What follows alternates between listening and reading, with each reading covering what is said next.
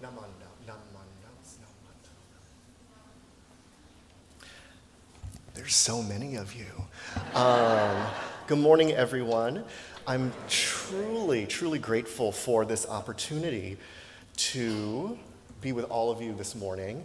Normally, I'm very good at multitasking, but I'm on my school computer right now, and they make sure we have really long passwords to log into our computer, so I can't talk and enter my very, very long password at the same time.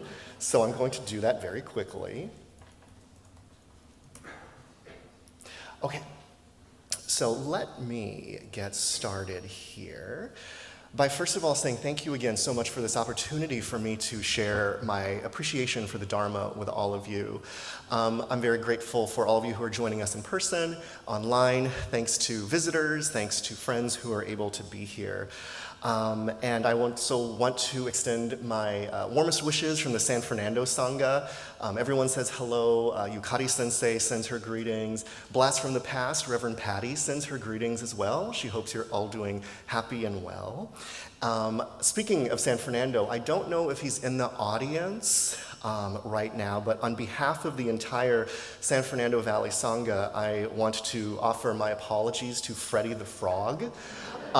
If you were at the Southern District Conference at San Fernando, unfortunately, through no malice, and it's no one's fault, unfortunately, Freddie the Frog got smushed under the minister's podium. If you were there, you were just as scared as I was. So, we love you, Freddie the Frog. Please come back to San Fernando. I'll be your bodyguard. Reverend Harada, please come back to San Fernando as well. I too will be your body. It's not Vegas, but it's a fun sangha. So anyway, even though I am from the San Fernando Sangha, I feel that my karmic path is actually inseparable from OCBC. For example, if we see here, my very first minister's assistant training was actually here right before the pandemic began, and I was very grateful to meet many of the OCBC MAs like Matthew. Reverend Ellen was very instrumental in helping me get through Tokudo and giving me lots of encouragement and being my senpai in that way. Of course, Tokudo could not have been possible without Reverend Harada, who was a wonderful teacher, translator, cheerleader for all of us. And you could see how happy I am there because it was a magical, wonderful, profoundly wonderful experience. And we were all very happy that we were able to make it through. And I'm happy my hair grew back. But there's a lesson in impermanence and attachment there. Of course, I could not have completed the Shin Buddhist Certificate program without Reverend Wandra, who is one of my instructors for the History of Shin Buddhist Thought graduate seminar. That's one of my favorite papers I've ever written, and I've been in school a long time. It helped that the TV show Shogun was really popular when I took Wandra Sensei's class, so everything just made so much sense. The biggest shout out to Everyday Buddhist and Reverend Turner, who invited me to share some thoughts about my gratitude for the Dharma. And of course, Sangha is people, and it's been through innumerable causes and conditions I've actually been able to get to know many of the OCBC Sangha through temple workshops, through trainings, through different activities, and my karmic circumstances, I don't know if they're here today or not, but the Sufu family, I've known Aaron for over 15 years, long before I actually became not even a Buddhist minister, but just a Buddhist. So anyway, that's my Dharma talk today. Okay, thank you so much. That joke usually goes over so well. But there are the temples where you could see the treasurer like tearing up the ore, saying like, no, he doesn't get that. So that's not the end of my talk, but I am here today to express my gratitude for the Buddha and the birth of the Buddha, this joyful celebration of the birth of the Buddha. And again, truly, I want to say thank you to the wonderful Dharma School students who gave that beautiful music offering. Wonderful job once again. You're all so brave. You're really, really brave. I'm Filipino, and I inherited none of the good stereotypes. I can't sing, I don't like to sing, and so you all were so brave and so good and so talented. So anyway, in order to help us open our hearts and minds to hear the Dharma, please join me in reflection of these words from the Chinese monk Zhu Min that Venerable Shinran quotes in his Notes on Essentials of Faith Alone. Gasho, please.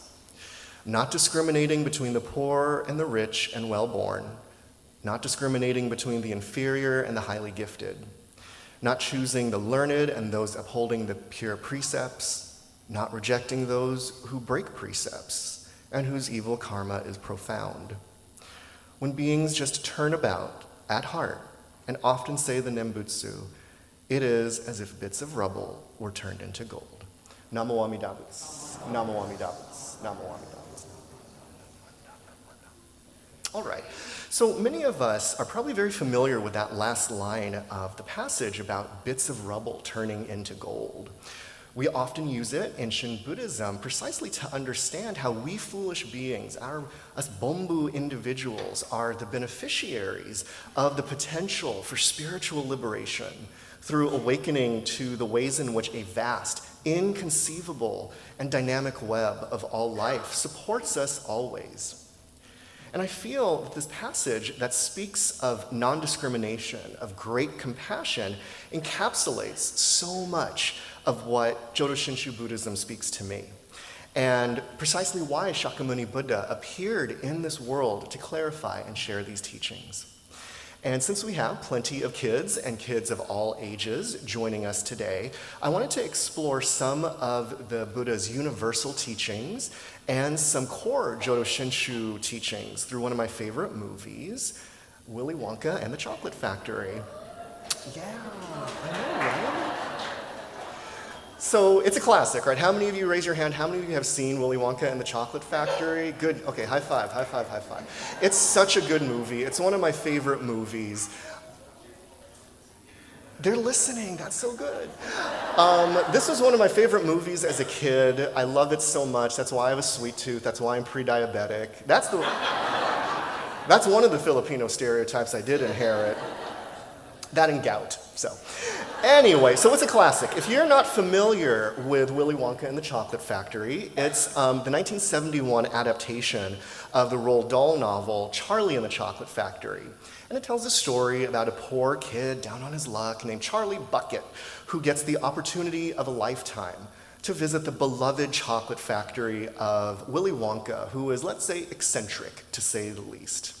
Along with several other kids, Charlie and his grandpa get to explore the ins and the outs of the factory, learning several important lessons along the way.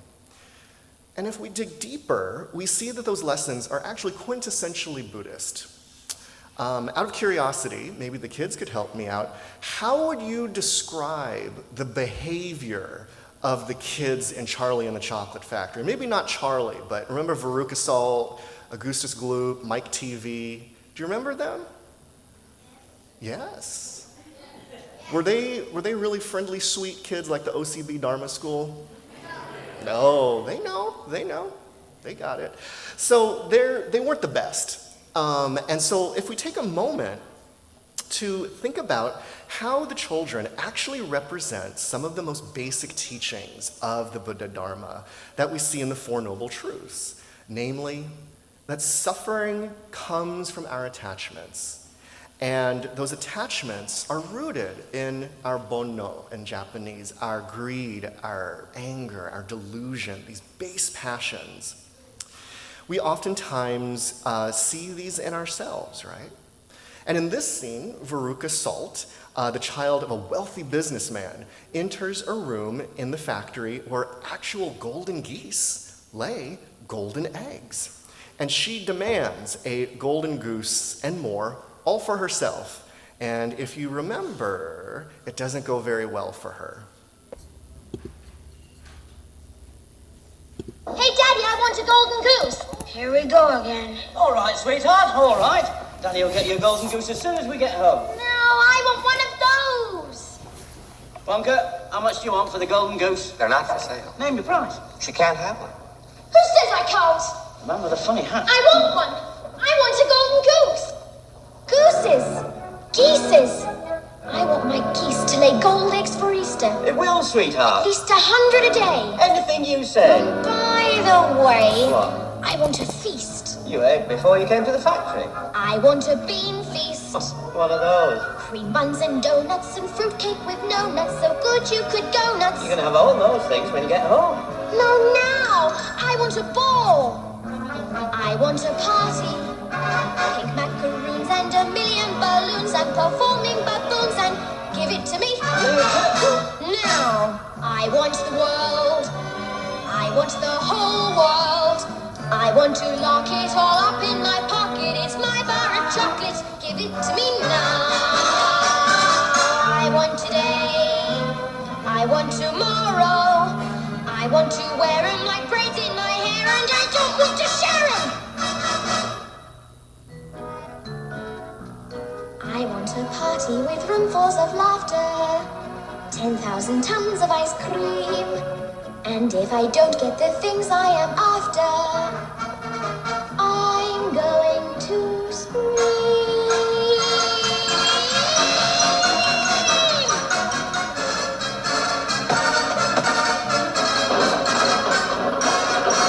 I want the works, I want the whole works, presents and prizes and sweets and surprises of all shapes and sizes, and now, don't care how, I want it now. Don't care how, I want it now.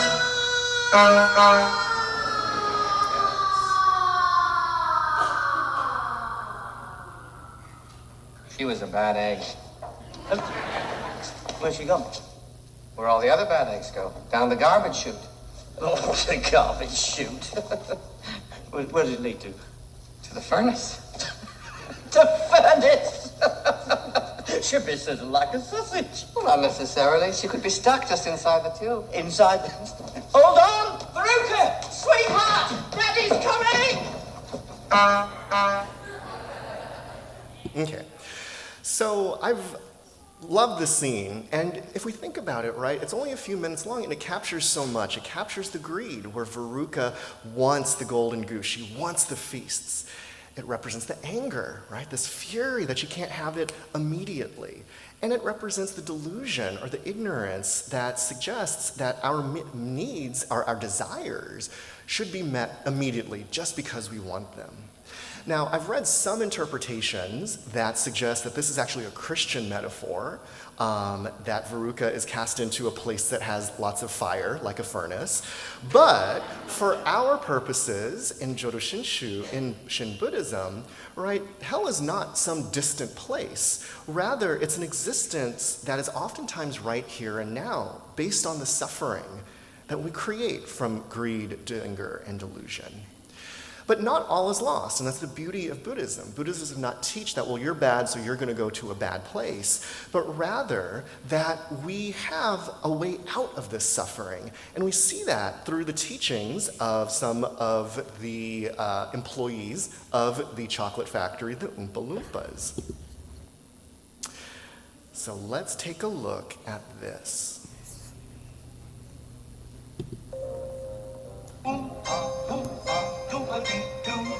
I've got a perfect puzzle for you.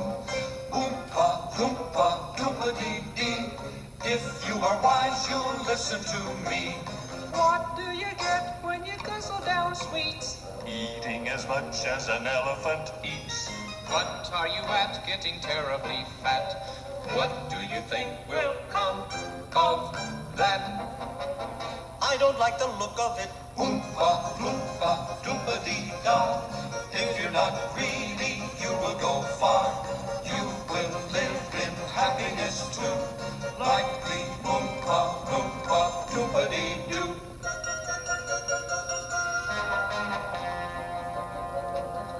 Doompa-dee-doo. Okay, super quick. And even though they really shouldn't be fat-shaming people, it had a very, very clear message, right? That they explicitly talk about the root of suffering, which is greed, and that rejecting that greed can lead to happiness. They sing, if you're not greedy, you will go far. But that being said, I'd like to think that there are also some deeper Jodo Shinshu meanings to this movie, especially when Willy Wonka sings a song we probably all have heard of. You can probably sing it along, called Pure Imagination.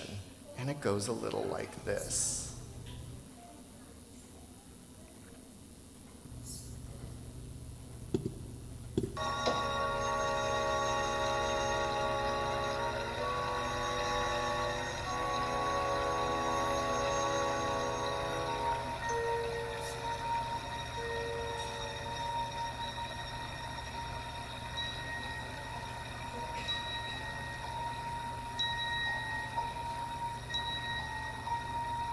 Hold your breath. Make a wish. Count to 3. Come with me, and you'll be in a world of pure imagination. Take a look, and you'll see into your imagination.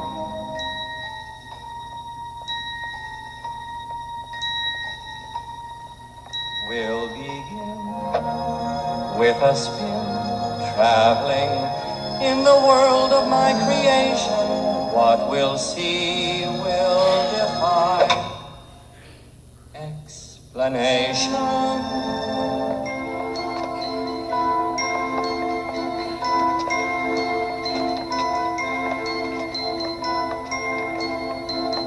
If you want to view paradise, simply look around and view it. Anything you want to do it. Want to change the world. There's nothing to it.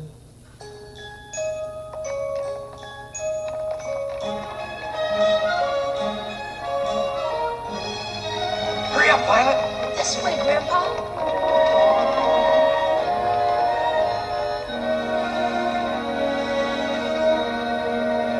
No life I know to compare with pure imagination. Living there you'll be free if you truly wish to be.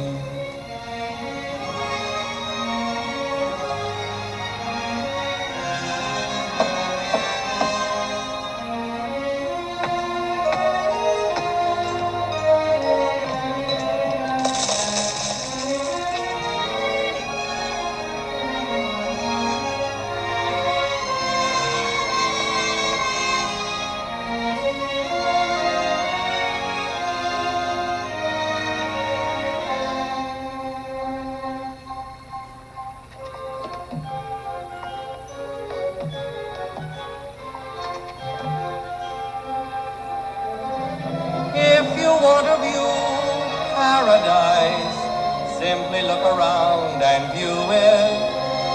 Anything you want to do it. Want to change the world, there's nothing to it.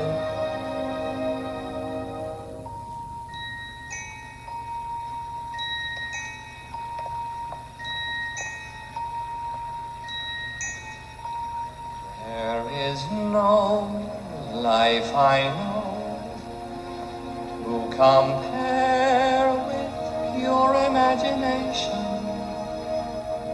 Living there, you'll be free if you truly wish to be.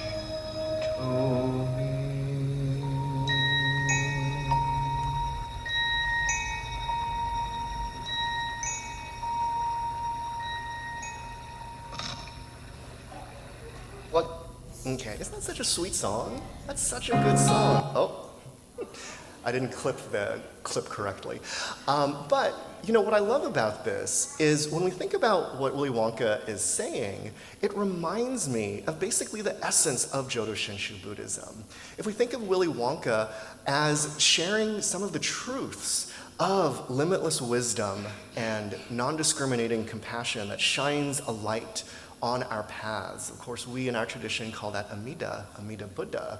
We can think about how this song actually is telling us about how to live our lives.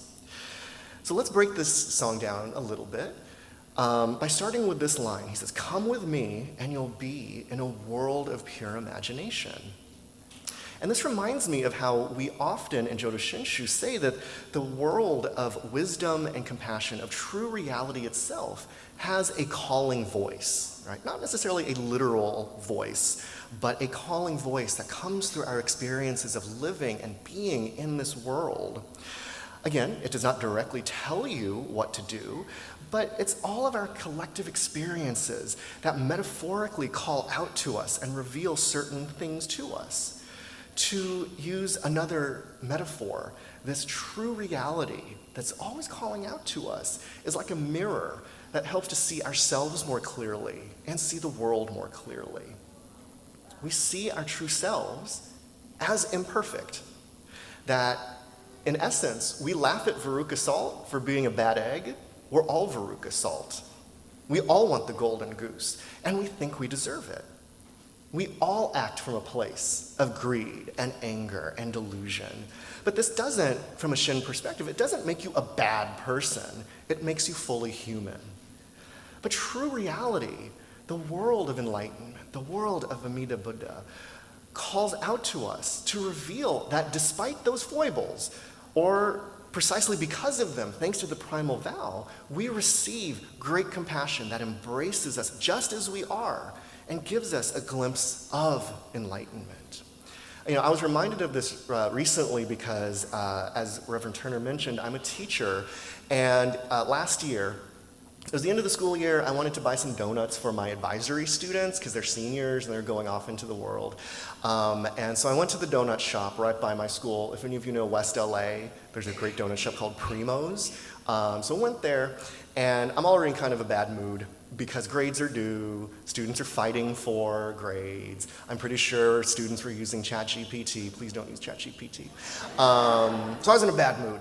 So I get to the donut shop, and there's a spot I always park in. It's my spot, right? Does it literally say JP? No, but it's my spot. And when I get there, there's a BMW, a gorgeous BMW. In my spot. I'm like, there you go, that's what's wrong with America, right? Fat cats. These billionaires taking your parking space at the donut shop. That's what's wrong with America. Yeah. I'm so furious. And again, like for no apparent reason whatsoever, right? Greedy, because I expect my parking spot to be there. Angry, creating all of these mind stories about someone I literally do not know. So I'm huffing and puffing. I get into the donut shop, and I say to the person, "Oh, could I please get like 2 dozen mixed, dealer's choice, whatever you want?" And then someone taps me on the shoulder, and I say, "Yes, yes." And it's the guy in the BMW. And go, "Oh no, did he hear me like talking about him?" Even though it was all in my mind. And he said, "You're a teacher, right?" I'm like, "Yes." In my mind, I'm like, "How do you know? Is it my bad posture? I look exhausted." And he says, "You know what? It is criminal what teachers have to do, what they have to pay out of their own pockets. Those donuts are on me." I'm like, wow, oh my gosh. I was calling you a fat cat, like in my brain. And you're like the nicest person in the world. And so in Jodo Shinshu, right, it's a sweet story, it's a cute story, it actually did happen. But that is the essence of Jodo Shinshu, that I had that mirror confronting myself to say, wow, you are such a foolish being. What is the world just as it is? Someone parked in a parking spot that was not your parking spot, right? And yet, I received this glimpse of what true compassion looks like. Was he very nice? Yes. But great compassion that was working through him was working through every single encounter, the teachers he had, the family, the loved ones he had, the schooling he had, to create this sense of empathy and kindness to a teacher. And so all of this brings me back to this idea of a world of pure imagination. Because one dictionary defines imagination as the faculty or action of forming new ideas, new images or concepts not present to the senses. So imagination does not have to be some fantastical thing, right? Rather, a world of pure imagination might be a life in which we can live with a little bit more awe, a little bit more joy in learning about and feeling the mystery of how great compassion works in our lives, right? I am in awe of and thus feel great gratitude for all of the karmic circumstances that were working through that guy, that man in the donut shop that led him to act with generosity and kindness with me. When I hear stories of temple elders at my temple, I've heard the stories from your temple of elders who lived joyful lives, savoring each obon, savoring each otoki, savoring each service, savoring each day, right? I think perhaps they were living in a world of pure imagination, right? And this approach makes me think of another line in the song that goes, "If you want to view paradise, simply look around and view it." Right? On a mundane level, we may think that paradise is being on infinite vacation, having unlimited money, which all sound nice, right? But again, the root of the vacation that never ends, the root of the money that flows like water from a faucet, are desires that stem from our ego, right? So maybe paradise is not that, but rather being able to witness those glimpses of enlightenment by realizing that the dynamic activity of all life, whether we know it or not, is supporting us, always, ceaselessly. This realization that no matter how foolish we are embraced, never to be abandoned, a concept we call seshu fusha. We might be able to live our lives then with a bit more joy and a bit more risk, or as Willy Wonka puts it, anything you want to do, want to change the world, there's nothing to it. Now, this is not to say that we have unlimited powers. We don't. But that by listening to the Dharma, by appreciating the warmth and the clarity that flows from it, we're able to live lives that are, according to Reverend Dr. David Matsumoto, lives that are more authentic to ourselves, filled with greater appreciation, and one marked by greater awareness. Awareness and appreciation of what is truly limitless, wisdom and compassion working in our lives without end. And to conclude, how do we do all of this, right? The answer lies in one final line in this song that means so much to me. Living there, you'll be free, if you truly wish to be. Part of the Jodo Shinshu practice, as we've talked about, is to listen to the calling voice of true reality over time. Because over time, it washes over us. It takes a lifetime for it. Just like the sweet tea we poured, just like the incense we burn, true reality, the calling voice of Amida Buddha, is not a god, not a deity, doesn't punish us, but this true reality washes over us like water that smooths stones in a riverbed to help us be free of that greed, that anger, and the delusion. We realize that we receive this embrace from all life, from all of you welcoming me, from the fat cat at the donut shop, from every experience, because that embrace is radically egalitarian. As the opening reading stated, quote, non-discriminating between poor and rich and well-born, not discriminating between the inferior and highly gifted, not choosing the learned and those upholding pure precepts, not rejecting those who break precepts, and whose evil karma is profound.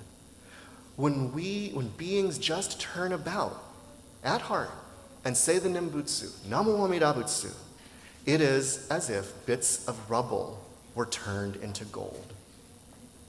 And so by living our lives, experiencing the joys, experiencing the sorrows, we realize that we truly do wish to be free from our mental suffering. Over time, we awaken to the sources of our suffering and the light that shines a path away from it. We experience that turn of heart, and we say, Namo Amida Butsu, Nam Mandab, Nam Mandab, not out of the sense of, I'm going to do this and I will get something out of it, right? The old joke I love ministers say is like in Vegas, right? You don't go to the slot machine and say, Namo Amida Butsu, and then hit the thing. You go there, you hit the thing, you lose all your money, you say, Namo Amida Butsu, Namandam, Nam. I had this beautiful opportunity, Namandam, Namandam, Namandam, right? Namo Amida Butsu is not that. Namo Amida Butsu is the sense of humble gratitude that naturally flows out of us. And that is how we foolish bits of rubble experience the gold of spiritual peace. So I've been talking too long, and so thank you all so much for your kindness and your generosity. Please join me in Gasho as we recite the Nimbutsu. Namo Amida Butsu, Namo Amida Butsu, Namo Amida Butsu, Namanda, Namanda, Namanda.